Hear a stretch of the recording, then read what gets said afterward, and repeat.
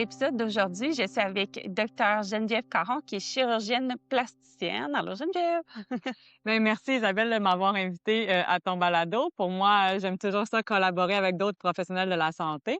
Donc, je suis Geneviève Caron, je suis chirurgienne plastique spécialisée en chirurgie du corps, donc sein, abdomen et génital. Donc, c'est pour ça que le sujet qu'Isabelle, on va parler, ben oui, j'en parle à tous les jours ou à toutes les semaines. c'est ça, on va parler de la diastase abdominale. C'est un grand mot qui veut parler de la région abdominale. Puis comme physio-périnéale et pelvienne, ben c'est sûr qu'on collabore avec des chirurgiennes comme Geneviève là, dans notre pratique pour rééduquer cette région-là. Donc, on va faire un peu le tour de c'est quoi la diastase, c'est quoi les indications, quand est-ce que c'est aller en chirurgie, puis quand on revient en physio. Donc, Geneviève, explique-nous c'est quoi la diastase abdominale. Donc, le problème avec la diastase abdominale, c'est que c'est un mot hein, qui ne veut pas dire grand-chose. Donc, même des fois, les gens se présentent en clinique et me disent est-ce que j'ai une diastase? Mais c'est quoi une diastase? Donc, une diastase, c'est au niveau de nos muscles, au niveau des grands droits, nos muscles abdominaux, ceux qu'on verrait un six-pack là, quand on regarde les beaux messieurs sur la plage et même les belles madames. Donc, c'est vraiment ces muscles-là qui deviennent séparés. Donc, c'est deux muscles longitudinaux qui deviennent se séparer. Pourquoi ils se séparent? Mais il y a plusieurs raisons, comme on le sait. Ça peut être, un, la grossesse. Donc, soit les gens, même des fois, qui ont des plus gros bébés, on le sait que ça va se séparer plus, ou comment on est fait anatomiquement. C'est pas tout le monde qui a des gros bébés qui va finir avec une diastase non plus. Puis, c'est pas parce que vous avez un petit bébé que vous n'aurez pas de diastase. Ça, c'est chez la femme. Mais là, ce qu'il y a commun, c'est que chez la femme et chez l'homme, on le sait que lorsqu'il y a une prise de poids avec du gras intra-abdominal, ça aussi, ça peut faire de la pression puis faire séparer justement nos muscles.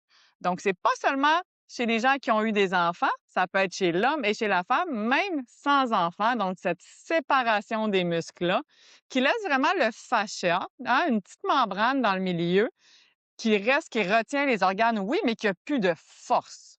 Exactement. Puis, est-ce qu'on a un critère pour dire, on parle de diastase à partir de quel espace ou combien de centimètres là, pour dire qu'on a vraiment une diastase abdominale? Mais tu sais, on va se le dire, en 2026, là, on aime bien ça, mettre des chiffres sur tout. Mais il faut arrêter.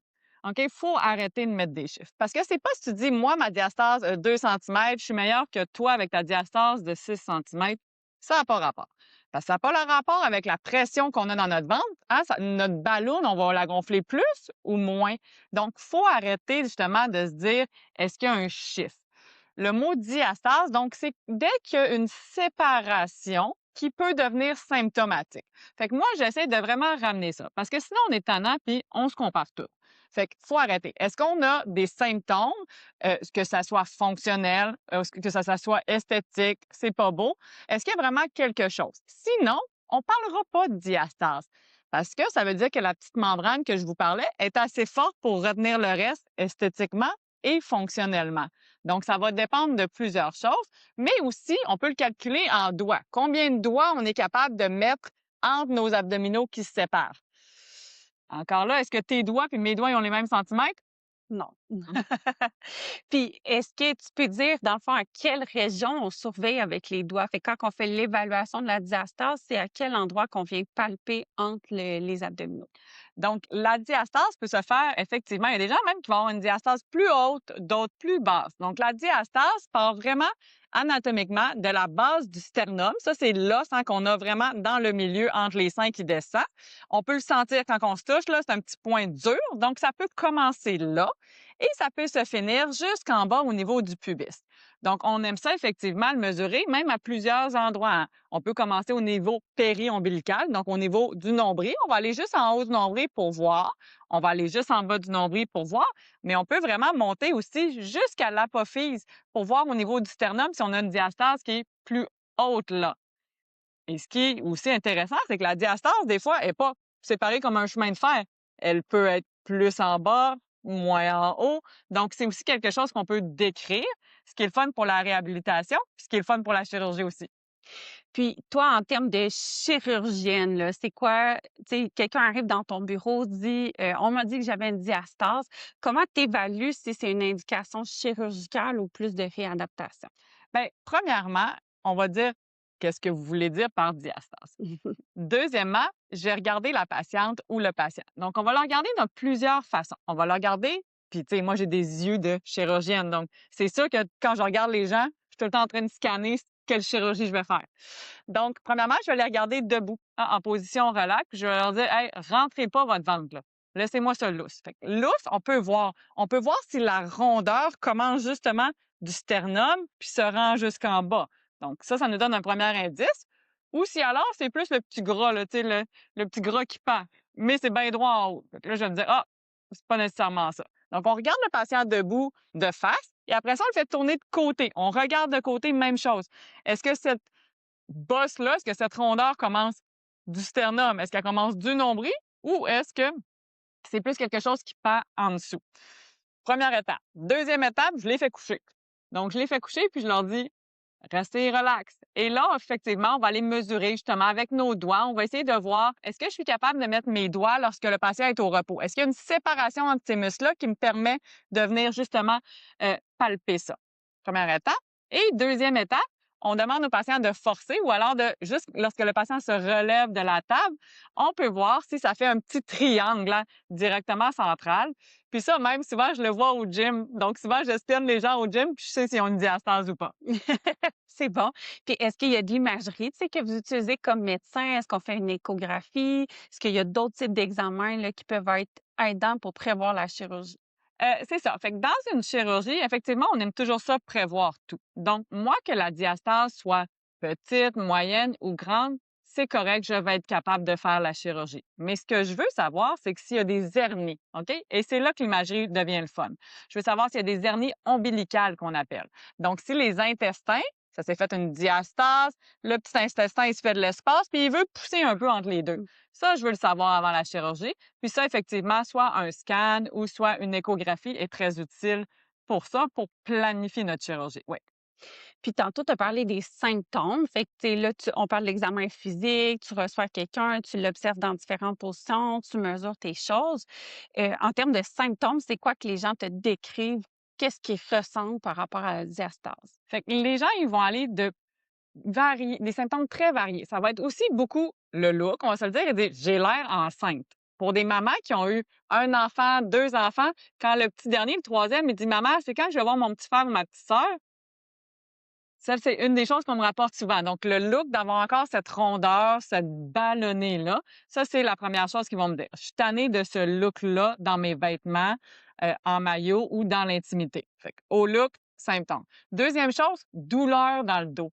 Ils se sentent comme s'ils ne sont pas serrés dans leur corps. Ils disent, on dirait que j'ai pas de tonus. Mmh. Donc, le corps, le centre et le tronc est plus faible, plus mou. Donc, une douleur vraiment.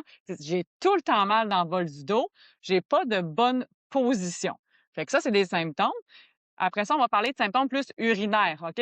Au niveau du plancher pelvien. Ils ont l'impression que les organes ballottent un peu, qu'il y a de la vessie, que quand ils sautent un peu, il va y avoir des fuites. D'avoir vraiment, encore là, qui n'ont pas vraiment de tonus musculaire. Puis ça leur part vraiment de haut, là. Ça peut parler de même diaphragme, donc haut au niveau des poumons, jusqu'au plancher pelvien.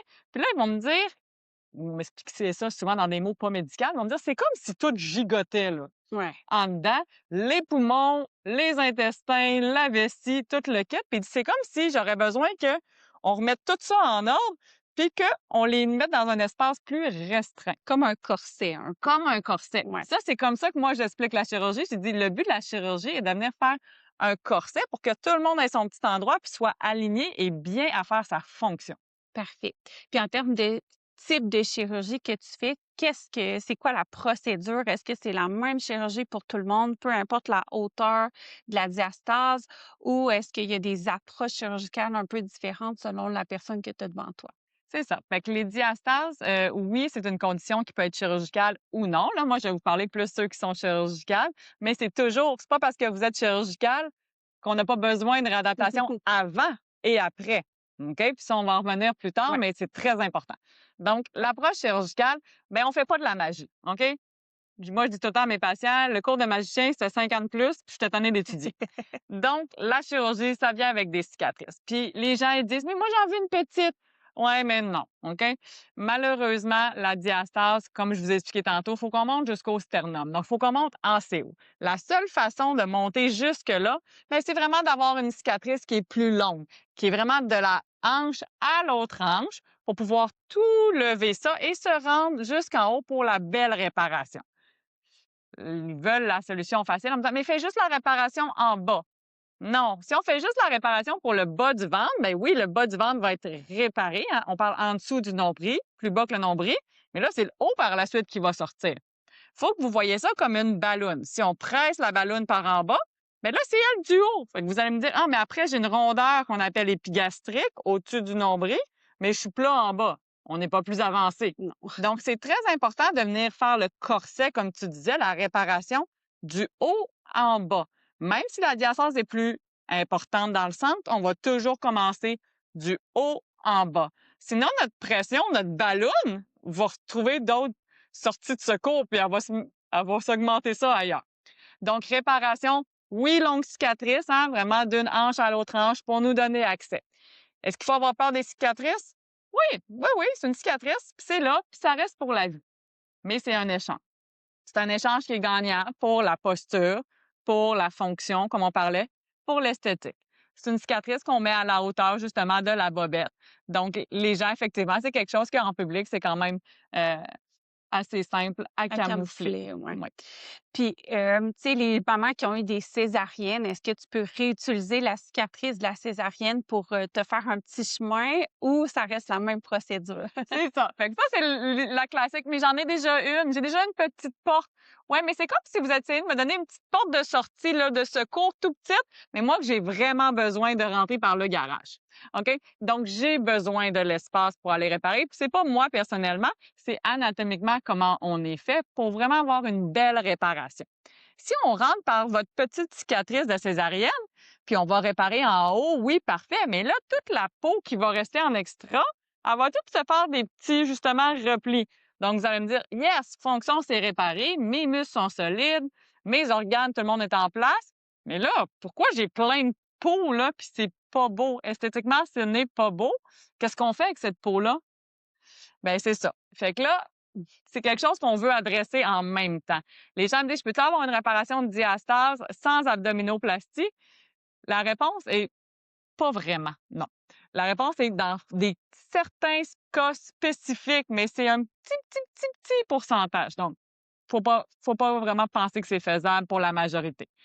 Parce que, pourquoi? Ben, les femmes que leur abdomen s'est étiré, donc qui ont créé une diastase avec les grossesses, ben, la peau aussi, elle s'est étirée, là. Fait qu'il faut aller adresser les deux. Puis, est-ce que plus qu'on a de grossesse ou plus qu'on prend de poids au niveau de l'abdomen, plus que la diastase va s'accentuer dans le temps ou il y a comme une espèce de jeu qui peut revenir, donc ça peut se corriger, ça peut revenir, ça peut se corriger, ou c'est quelque chose qui est évolutif? C'est quelque chose qui peut les 2 réponses sont vraies, OK? Parce qu'on le sait très bien, les grossesses, premièrement, c'est pas tout le monde qui prend le même nombre de poids durant grossesse numéro 1, numéro 2. Les bébés, c'est pas tout le monde qui a un bébé numéro 1 puis numéro 2 de la même taille. Le liquide amniotique aussi à ce niveau-là. Même juste la position du bébé. Est-ce que le bébé est plus horizontal, vertical? Donc, la pression qui se fait sur les muscles est pas la même à chaque fois. Mais ma recommandation, c'est que si vous dites, hey, ouais, je planifie avoir 6 bébés, ben, premièrement, planifiez ça avant. Fait que ayez un bon corps. Planifiez que vos abdominaux vont vous suivre avant la grossesse, pendant la grossesse et après la grossesse. Donc, ça, c'est la façon de réduire le potentiel, justement, de diastase. Mais même à ça, notre génétique gagne toujours. Donc, si génétiquement on est dû puis notre petite membrane est plus à risque, on va l'avoir. Mais définitivement, si les gens me disent j'ai une diastase, je veux la faire corriger chirurgicalement, je suis prête pour mon abdominoplastie, ben là, ce qu'un peu je vais dire, est-ce que la famille est finie? Parce qu'on aime ça aussi que ça soit définitif. Donc, Ouais. Puis il faut dire que pendant une grossesse, il y a quand même la très, très grande majorité, tu sais, dans les études, c'est pratiquement 100 des femmes au troisième trimestre qui vont avoir une diastase. Fait qu'il y a un certain niveau qui est normal parce qu'il faut que le bébé puisse prendre ben oui. la place qui lui revient. Donc, tu sais, il faut pas se dire: «Moi, je veux absolument aucune diastase pendant Ça ma grossesse», n'existe pas. ça n'existe pas. Fait que là, c'est plus de voir par après, tu sais, combien de temps ça prend avant que ça se normalise, qu'est-ce qu'il faut faire. Puis à un moment donné, si on a fait des traitements plus conservateurs, fait comme en physiothérapie, ben là, c'est là qu'on va voir un peu pour une indication chirurgicale. Est-ce qu'il y a des contre-indications à la chirurgie pour la diastase? Oui, définitivement. Puis je dis la contre-indication numéro un, premièrement, c'est les attentes irréalistes. OK? Ça, c'est le numéro un. C'est des fois, les gens, comme tu le dis si bien, pas mal tout le monde va avoir une diastase en troisième trimestre. Là, ils viennent me voir, ils viennent d'accoucher il y a 2 semaines. Mmh. Vite, vite, vite. Non, non, non, non, non. OK? Fait que premièrement, il y a d'autres méthodes. Justement, on va commencer par qu'est-ce qui peut être fait non chirurgical. Allez faire du renforcement. Faites justement de la réadaptation au niveau de votre ventre, au niveau périnéal. Commencez par ça et venez me voir. Donc, moi, contre-indication numéro un, pas venir me voir trop tôt, ça donne rien. Contre-indication numéro 2, les attentes irréalistes en pensant qu'on va faire ça sans cicatrice, sans problème, que ça va être facile, rapide et retour à l'entraînement le lendemain. Non. Deuxièmement, troisièmement, on est rendu, les gens qui ont vraiment un surplus de poids qui reste. Les gens que leur pression intra-abdominale, ils ont beaucoup de gras intraviscéral, donc la ballonne est déjà trop gonflée. C'est impossible pour moi de venir mettre un corset dans ce temps-là.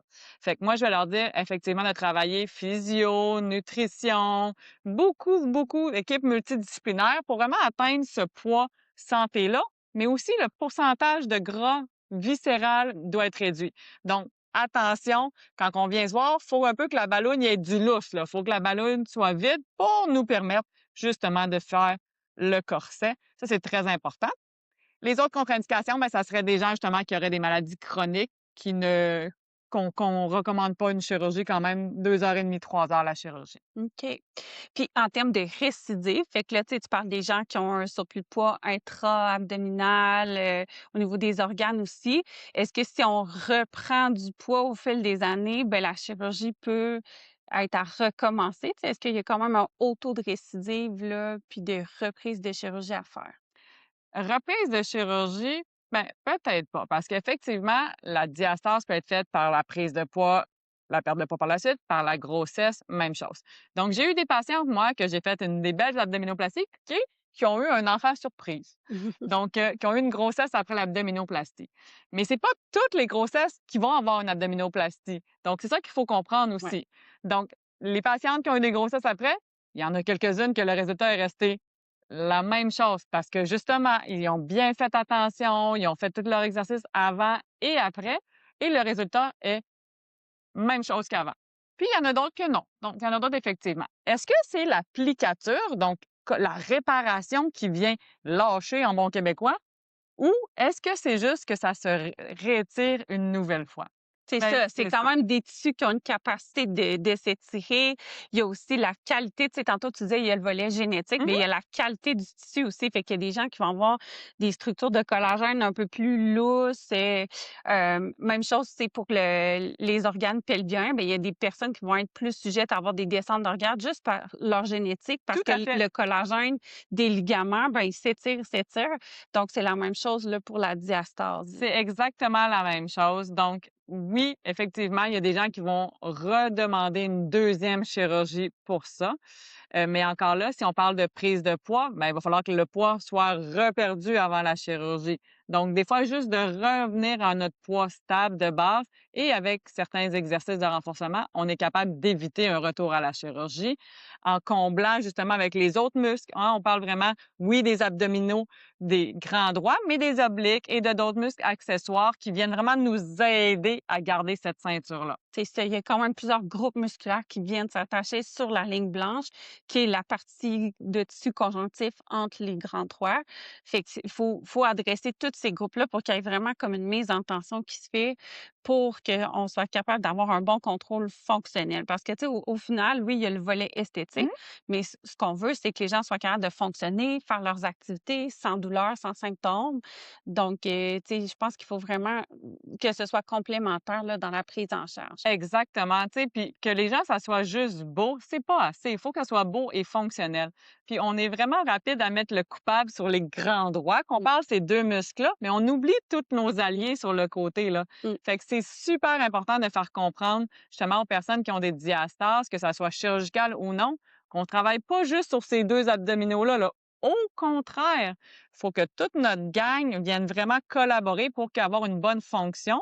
Puis c'est là qu'on réussit vraiment à traiter les symptômes, que ce soit au niveau du dos, au niveau justement périnéal, puis aussi, tant mieux, au niveau de l'esthétique. Oui, c'est ça. C'est ça. C'est le package deal qu'on veut, là, donc l'ensemble de l'amélioration de la qualité de vie au final, là, de la patiente. En termes, tu sais, de temps de récupération ou de post-opératoire, c'est quoi les consignes que tu donnes? Puis c'est quoi le délai qui est raisonnable de s'attendre à avoir vraiment une amélioration significative? Donc, une abdominoplastie, la partie qui fait justement le plus mal et qui est plus longue à récupérer, c'est la partie musculaire diastase. Parce que le reste, hein, on va se le dire, c'est qu'on va enlever la partie de peau qui est étirée. Donc, cette partie de peau-là, ben, c'est de la peau avec des cellules graisseuses. C'est pas ça qui fait le plus mal. Ce qui fait mal, c'est de venir reprendre nos muscles et de les resserrer. C'est comme si vous aviez fait 1000 abdominaux en dedans de 2 heures. Fait que vous êtes, comme on dit, raqué des abdominaux. Et à chaque fois qu'on tousse, qu'on rit, oh, on les sent. Puis ça, sont plus habitués d'être ensemble puis serrés. Fait qu'il faut se réhabituer. Il faut que nos muscles autour aussi se réhabituent à collaborer. Donc ça, c'est la partie qui va faire le mal le plus longtemps. Mes patients, on va se le dire, le premier 2 jours, il est pas le fun. OK? Fait que moi, je dis à mes patients, vous allez pas m'aimer pendant à peu près 2 jours, des médicaments pour la douleur, du Tylenol, des anti-inflammatoires souvent aussi. Après le premier 2 jours, les gens recommencent un peu à se mobiliser, justement, et à ne plus prendre d'antidouleurs. Après une semaine, les gens sont à l'aise de faire des petites tâches à la maison, tu sais, par exemple, de se lever, d'aller voir cuisiner un petit œuf, des petites choses. Mais on ne lève rien de lourd. Donc, aucune charge de plus de 10 livres pendant 1 mois.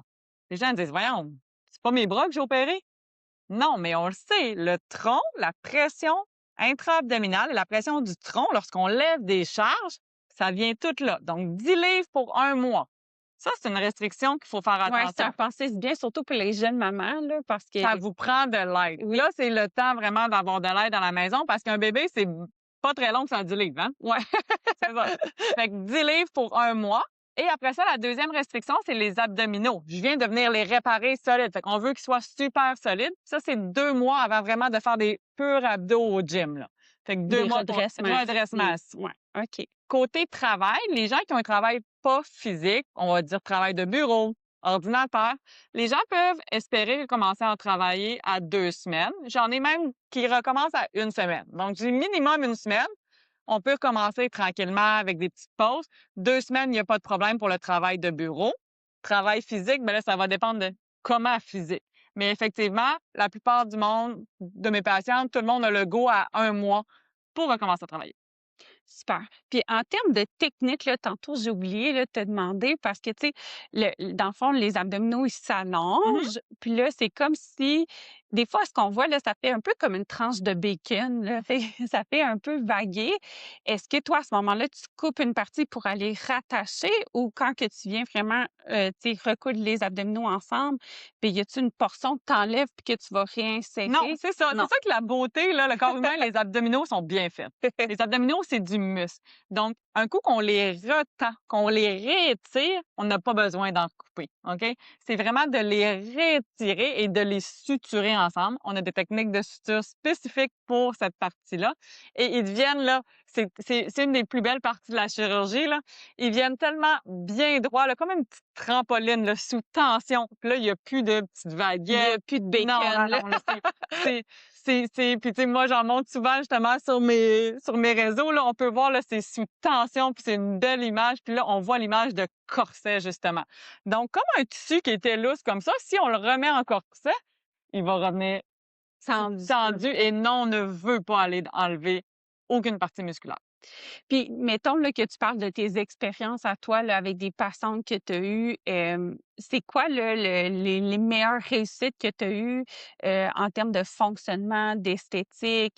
Est-ce qu'il y a des gens qui avaient des grosses limitations fonctionnelles que finalement, ils ont recommencé toutes leurs activités? Oui, définitivement. L'abdominoplastie, c'est une des chirurgies, c'est la chirurgie que je fais le plus, à la clinique justement. Donc j'en vois beaucoup, que ce soit des femmes et des hommes, mais j'ai beaucoup, de belles histoires, comme par exemple une maman qui avait eu des jumeaux. Donc ça, c'est un autre sujet qu'on n'a pas parlé, mais Les jumeaux, il y a 2 bébés, donc la pression intra-abdominale est encore plus grande, donc notre risque d'avoir des dommages, au niveau de nos muscles est aussi plus important. Donc, ces jumeaux avaient 18 ans. Ça faisait 18 ans qu'elle allait au gym, qu'elle faisait tout, là. La madame, là, était très, très, très en forme, mais elle avait toujours cette courbure au niveau du dos, puis ces douleurs-là. Madame qui travaillait très physiquement aussi dans son travail, puis elle dit: «Je sais pas, je ne viens pas à bout d'avoir toujours mal dans le dos». Puis elle dit: «C'est rendu que je me mets une gaine de support lombaire pour m'aider». Puis elle dit: «Je vais au gym et je ne vois pas mes résultats sur mes abdos». Elle dit: «Je vois tout le monde dans le cours, puis moi, c'est encore mou», tu sais? C'est un peu fâchant. Donc, qu'est-ce qu'on allait faire? Une abdominoplastie avec une réparation, à ce niveau-là. Faut comprendre que là, ses jumeaux ont 18 ans, donc elle a plus 20 ans, là. Donc, on parle de fin quarantaine. Donc, elle ne peut pas croire que rendue à la fin quarantaine, elle a retrouvé un corps mieux qu'avant ses enfants. Esthétiquement, le look, c'est beau parce que là, elle a ses beaux abdos. Pourquoi elle a travaillé si fort au gym qu'elle voit, mais aussi au niveau du dos. Elle dit: «Oh mon Dieu, là maintenant, je sais c'est quoi me lever puis me sentir en contrôle de vraiment tout mon corps et de ne plus avoir justement cette douleur puis cette courbure au niveau du dos aussi». Donc ça, c'est vraiment quelque chose qu'on entend souvent. J'entends souvent aussi pour les gens qui travaillent debout. Par exemple, une pharmacienne qui me dit: «Moi, je travaille toujours debout Mmh. toute la journée». Elle dit: «À la fin de la journée, je suis tout le temps courbée par en arrière. Je ne suis pas capable de me redresser, de me mettre droit».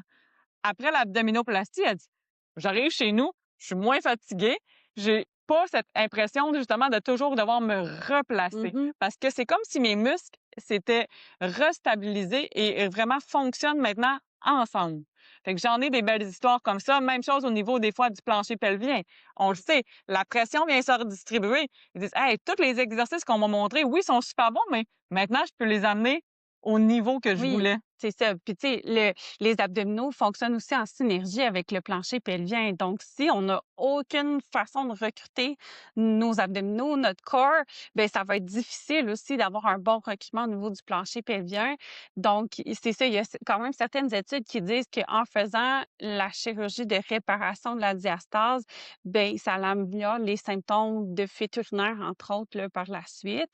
Est-ce que, tu sais, pour l'anecdote, là, est-ce que tu te souviens, c'est quoi la plus grosse diastase que tu as Ah réparée? oui, genre, ben, la plus grosse. Il y en a honnêtement que c'est toute ma main, là. Fait que, tu sais, quand j'arrive. Puis vous pensez que vous avez une grosse diastase quand on le mesure en clinique. Mais un coup que vous êtes endormi sur la table puis qu'il y a plus de contraction, cette diastase-là devient encore plus Immense. grosse. Ouais. Puis une des choses, le drôle, c'est que les patients maintenant aiment ça qu'on prenne une photo de leur diastase OK. avec la règle pour leur Ouais. montrer parce qu'ils se disent: «Je le savais que c'était Oui. pas de ma faute, j'y vais au gym, là, j'ai fait, là, des exercices, je l'écoute ma physio». Ouais. Mais il y a cette barrière-là qui est vraiment anatomique. Fait que les gens aiment ça voir leurs photos, mais définitivement la plus grosse des fois, là, effectivement, je peux mettre vraiment ma main entre les 2 abdominaux comme ça, là. Fait que Ouais, ça, c'est quand même c'est quand même impressionnant, non hein? négligeable, là, Ouais. effectivement. Est-ce qu'il y a d'autres, aspects de la diastase ou de l'abdominoplastie que tu aimerais aborder? Je pense que toi, tu fais des abdominoplasties sans drain. Exactement. Fait que ça, c'est une des techniques que moi j'ai amenée ici dans ma pratique, de pas mettre de drain, ce que j'aime beaucoup parce que je suis vraiment pour la mobilité des gens après la chirurgie. On veut réduire le risque de caillots dans les jambes, ces choses-là.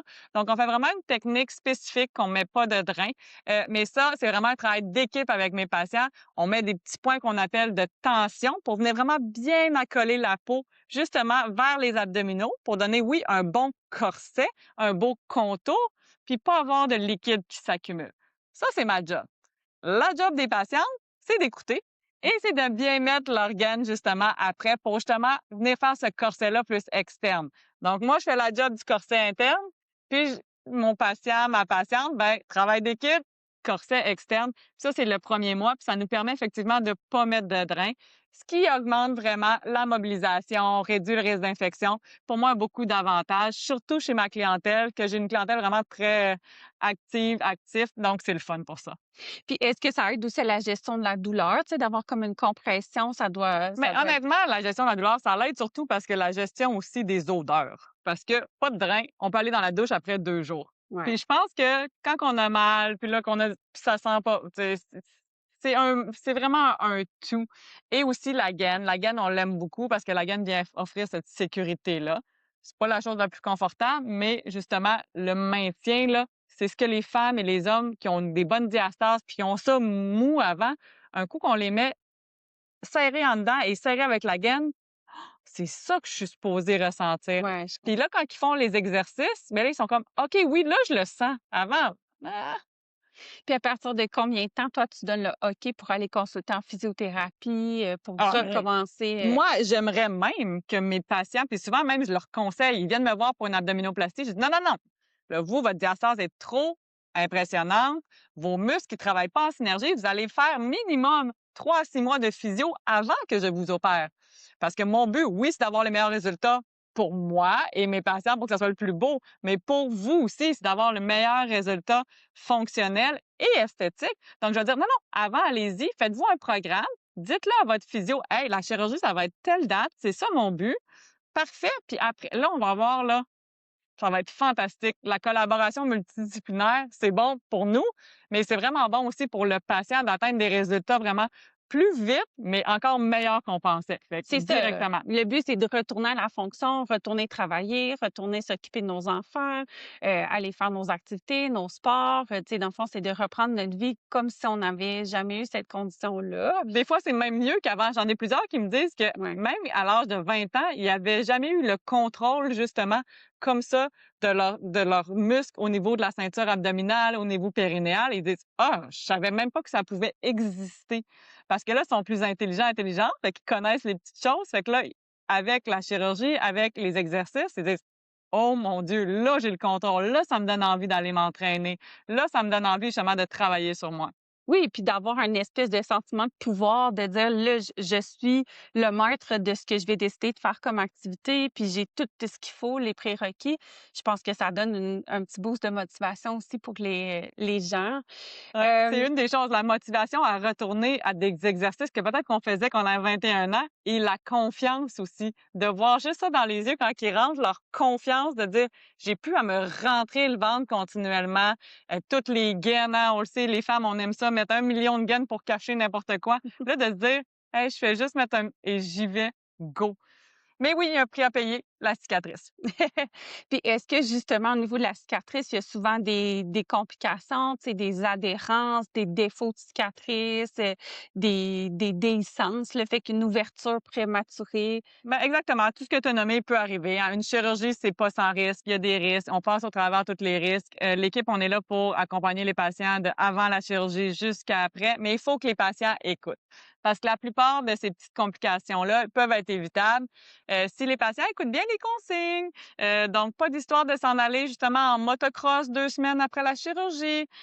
Donc, c'est vraiment très important parce que oui, la cicatrice, elle va rester pour votre vie, mais on veut être sûr qu'elle soit le plus belle possible. Puis comment on fait pour avoir une cicatrice le plus belle possible? Bien, comme tu l'as bien dit, les adhérences, on n'en veut pas. Fait que les adhérences, comment on fait pour pas en avoir? On fait des beaux massages. Et malheureusement, mon équipe et moi-même, on ne vous suit pas à la maison pour faire des massages. Non, Donc, c'est ça ça. passe vraiment par chaque personne.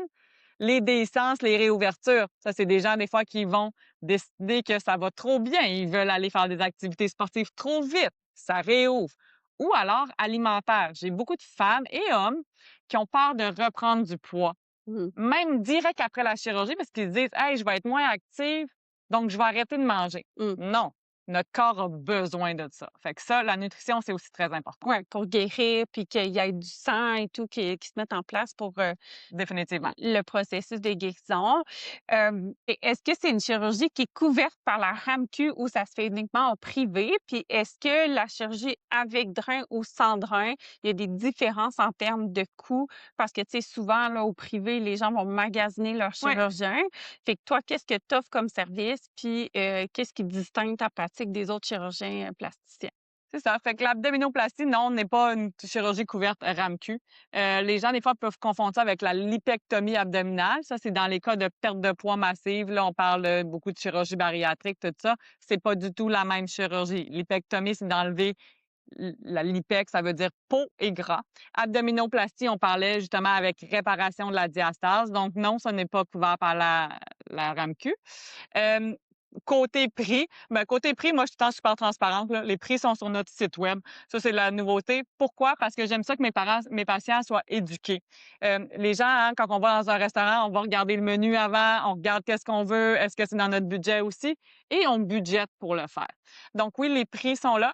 Oui, c'est une chirurgie qui est dispendieuse, c'est une chirurgie qu'il faut être préparé monétairement, physiquement et aussi socialement, notre famille. Donc définitivement, c'est beaucoup de préparation à ça. Avec ou sans drain. Donc oui, moi, je fais la technique sans drain. C'est le même prix que ça soit avec ou sans drain, mais moi, je fais sans drain justement pour plusieurs avantages que j'ai dans ma pratique, parce qu'on trouve ça avec les résultats, puis avec notre clientèle, le confort. On aime vraiment ça, comme protocole, le protocole sans drain.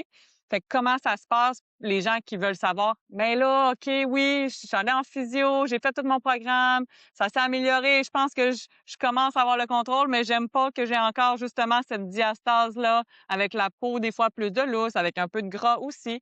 Donc, l'abdominoplastie peut être à considérer. Moi, je dis aux gens, venez consulter, on va être honnête. Je vais vous le dire si oui ou non.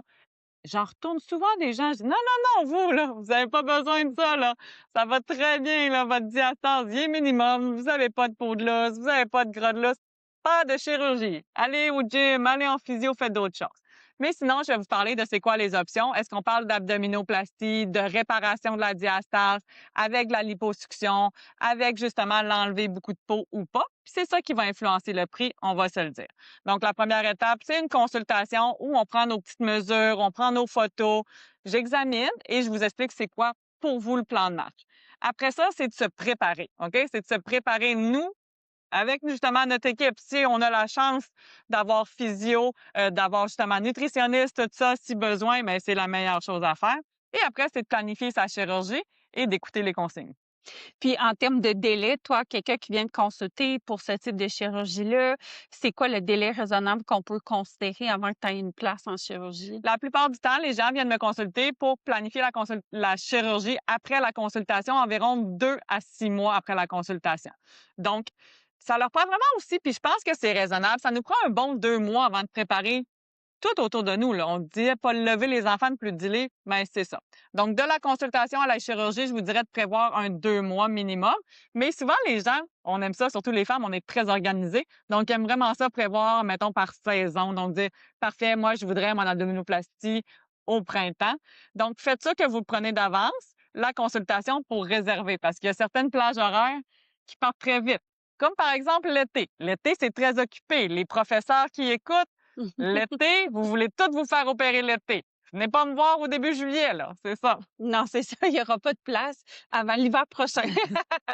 Puis, on entend aussi souvent parler du mommy makeover. Peut-être un petit mot là, là-dessus. C'est quoi que tu fais exactement là, dans ce type de chirurgie-là? Ben, c'est ça. Fait que les mommy makeover, ça rentre vraiment dans ma spécialisation. Puis c'est quoi le mommy makeover?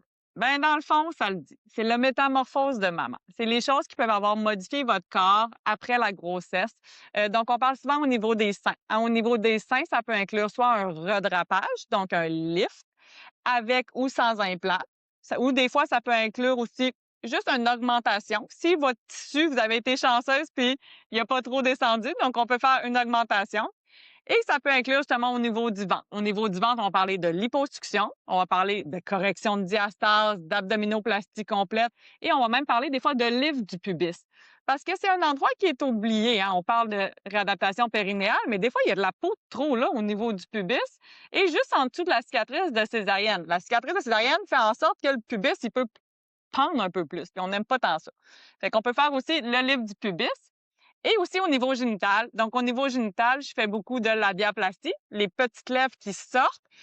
Ça aussi, c'est vraiment deux. C'est fonction et esthétique. Donc, fonctionnellement, ça frotte. On n'aime pas ça dans les sports non plus. Ça peut être encombrant dans les vêtements. Et esthétiquement aussi, des fois, au look, ben, on aime mieux que tout le monde soit au même niveau, les petites lèvres puis les grandes lèvres à ce niveau-là. Donc, moi, ma job, c'est de combiner les deux puis de redonner aux mamans aussi un peu l'estime de soi, oui, mais la fonction puis l'envie aussi de, tu sais, de mordre dans la vie. C'est pas parce que justement les enfants ont modifié certaines choses que faut l'accepter puis modifier, mais on peut reprendre le contrôle aussi, de notre corps et c'est le fun. C'est ça. Puis toi, tu as une approche vraiment que tu vises des résultats qui sont plus naturels, tu t'adaptes aux besoins des femmes. Fait que, tu sais, je pense que c'est ça, tu es une chirurgienne, esthétique, plasticienne, mais qui regarde beaucoup l'enjeu fonctionnel aussi, puis le résultat qui reste quand même naturel. Je ne ferai pas une chirurgie esthétique qui va nuire au fonctionnel. Puis ça, mon numéro un, c'est de dire: «Je suis médecin avant tout». Donc la fonction, c'est ça qu'on veut garder et améliorer. Tant mieux si en plus, ben moi, j'ai des outils pour faire ça esthétiquement mieux. Les gens, oui, ils viennent pour la fonction, mais ils aiment beaucoup aussi que esthétiquement, ça soit un bonus. Puis est-ce que tu fais des réparations de cicatrices de césarienne? Fait que, tu sais, s'il y a eu une cicatrice de césarienne qui est pas belle ou qui est très adhérente, est-ce que c'est un service que tu offres aussi? Oui, mais ça vient souvent, les gens consultent beaucoup pour ça d'ailleurs. Les gens viennent: «Ah, ma cicatrice de césarienne, je l'aime pas». Parfait. Mais là, on l'aime pas pour quelle raison? Et souvent, ça cache en arrière qu'on l'aime pas parce que la partie du haut est avancée. Donc, ça cache qu'il y a un diastase ici, ou ça cache parce que le pubis pend. Donc, ça cache qu'il y a un petit excès de peau, ou ça cache qu'il y a un petit peu de gras qui passe par-dessus. Donc, la cicatrice est pas réellement le problème. Puis c'est pas juste de revenir faire la cicatrice, parce que venir faire la cicatrice quand on a encore la petite Ouais, peau qui pend puis le petit gras ici, ça va refaire exactement la la même même chose. chose. Donc c'est souvent ça que j'essaie de dire aux gens. Je comprends que vous aimez pas la cicatrice, mais c'est pas la ligne qu'on n'aime pas souvent, c'est l'aspect de tout ce qu'il y a autour. C'est l'adhérence qui est collée dans le fond, tout à fait. Donc ça, décoller ça bien. Mais il faut quand même venir adresser tout ce qu'il y a autour. Puis ça, il faut vraiment le voir en global. Donc, je pense que des fois, c'est une déception. Les gens viennent me voir et disent: «Mais moi, je voulais juste la cicatrice». Oui, mais c'est pas faisable de faire juste une petite chose. Il faut vraiment voir l'ensemble. Puis ça, c'est mon travail, moi, comme chirurgienne plastique, de vous dire: «Voici ce qu'il y en est, voici ce qui est réaliste ou non de faire». Parce que on veut vraiment travailler en équipe. Puis les 2, les patients et moi, ce qu'on veut, c'est le meilleur résultat, fonction et esthétique. Ouais, puis la satisfaction, si toi tu dis oui à quelque chose que tu sais que ça va rien changer, ben, au final, tout le monde est perdant. Exactement. Puis, tu sais, on peut voir, là, tout le monde dit: «Oui, mais j'ai vu sur Instagram. Oui, mais j'ai vu là». Oui, mais faut aussi se comparer avec nous-mêmes. Chaque femme, on est différente. Puis chaque femme, on va évoluer différemment. Puis chaque grossesse est différente aussi. Donc je pense que chaque plan de traitement, que ce soit un traitement non chirurgical et un traitement de chirurgie, chaque plan doit être individualisé pour chaque personne, puis ça doit être suivi en collaboration patient-médecin, collaboration patient-équipe multidisciplinaire, puis tout le monde ensemble. Puis c'est là qu'on réussit vraiment, ben, à faire des choses le fun. Puis si on veut prendre rendez-vous avec toi, là, tu as parlé de ta clinique, mais je pense que tu l'as pas nommée encore. Fait que Oui, à quel non. endroit on te trouve? Puis, est-ce que tu as des médias sociaux aussi où on peut aller, s'informer là, puis suivre, tes comptes? Ben oui, c'est ça. Donc moi, je suis à la clinique Évolution, c'est dans Rosemont à Montréal. Et oui, je suis très présente sur les médias sociaux. Donc Instagram, Dr Geneviève F. Caron ou Clinique Évolution. Et aussi, on a bien sûr TikTok et Facebook. Donc, on fait aussi des podcasts justement où on jase de chirurgie. On a d'ailleurs un beau podcast sur l'abdominoplastie aussi. Donc, suivez-nous, on est un peu partout. Puis, je compte pas arrêter de donner de l'information parce que je pense que les gens informés, ben ça fait des gens vraiment qui prennent des meilleures décisions. Puis nous, on est collègues maintenant à la clinique Évolution à Lévis, fait que n'hésitez pas à nous contacter si vous avez des questions. Donc merci beaucoup Geneviève, c'était super intéressant. Ben merci de m'avoir invité parce que je pense que c'est ça qu'il faut de plus en plus aller de l'avant. Je pense que chacun a des points que ça va rendre justement la prise en charge encore mieux, de vraiment tout le monde mettre ça ensemble. Exactement. Merci,